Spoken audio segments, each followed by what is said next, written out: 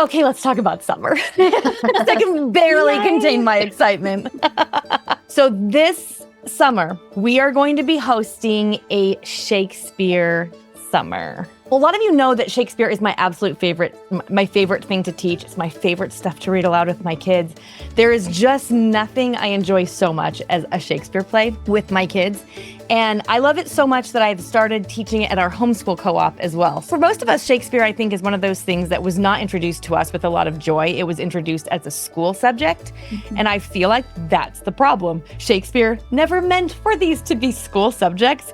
I think he would probably roll over on the proverbial stage if he knew that we were all doing it as school subjects, because he made them for entertainment and invigoration, right? Like he meant for them to be performed, to be watched, to be laughed at or cried through. We've got a program that is focused this summer on A Midsummer Night's Dream, which is usually my favorite one to start with. Like if you were to sit in Sarah's class, if you were to just like join her co-op group, that's essentially what this is going to feel like. So she is going to be leading us through each week's Looking Closely video. Sarah's going to help break it down even more for us. And I'm with so many of you, like I had to work to get over my own intimidation or my own previous experiences. But when your kids are exposed to it rather young, they get this opportunity to just know him. Oh, it's Shakespeare. Like that was so fun. It was funny. It was silly. And you know, Sarah will make it so fun. We have curated our own RAR Readers Theater of A Midsummer Night's Dream. And so that's going to be available for you to explore Shakespeare together as a family or with a group. The Readers Theater that we put together is just straight up Shakespeare's words, but we've just condensed them. So it's going to be so easy and so delightful. We have recommendations for how to do Shakespeare Summer with the whole gamut, whether you have all teens or you've got littles or you've got a wide range. There's going to be something for everybody in there. It's a 6-week program. You can start it whenever you want and end it whenever you want. You could take 2 weeks for each week if you wanted. It's so flexible, and we'll walk you all the way through that in the guide itself. I cannot wait. You guys, it's so good. I'm so excited.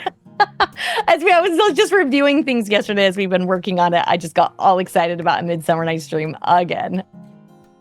So we are going to be reading Emma M. Lyon, the first 2 volumes in the series. There's currently 8 that are out with plans for more, but we're going to read the first 2.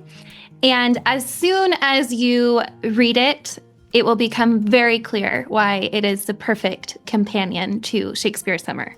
Such a fun series. It's so hard to classify, but they're written in journal styles, and she has a personal love for Shakespeare, which is why we felt like what a fun tie-in with our Shakespeare Summer. It's set in 1880s London, so there's that Regency feel, but it also has like a modern feel. They're very clean. They're very witty. You will laugh. So yes, it's a great follow-up to Miss Bunkle's book as well. So Sarah, are we ready? I think we're ready. Okay. We are going to have a Narnia Fall. Okay, so it is the 75th anniversary of the publication of The Lion, the Witch, and the Wardrobe. I think the entire Chronicles of Narnia are perhaps the best middle grade series ever published. That's kind of a bold statement. You know, just all the authors that I've interviewed, the number of them that when I say, what are the books that have had the most tremendous impact on you?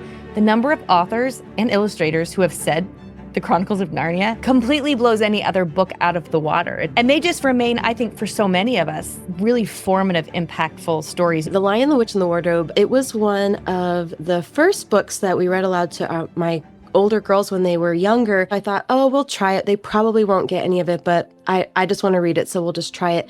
And was just amazed at what they took away and how impactful that the story was on them. And it's one of those books, you can read it again and again and again. And so, of course, in September, we're going to read Painting Wonder, how Pauline Baynes illustrated the worlds of C.S. Lewis and J.R.R. Tolkien. Katie Ray Schoen wrote and illustrated this brand new picture book. So, you know, all these illustrations from Narnia that we all know, like the White Witch on her sled and Mr. Tumnus under the umbrella and the lamppost and the beavers having, you know, serving the children tea. All of these images came from Pauline Baynes. And I had never actually even thought about who made those illustrations, which is weird because I think about illustrators probably more than the average human does. In October, we're going to read If You Find a Leaf.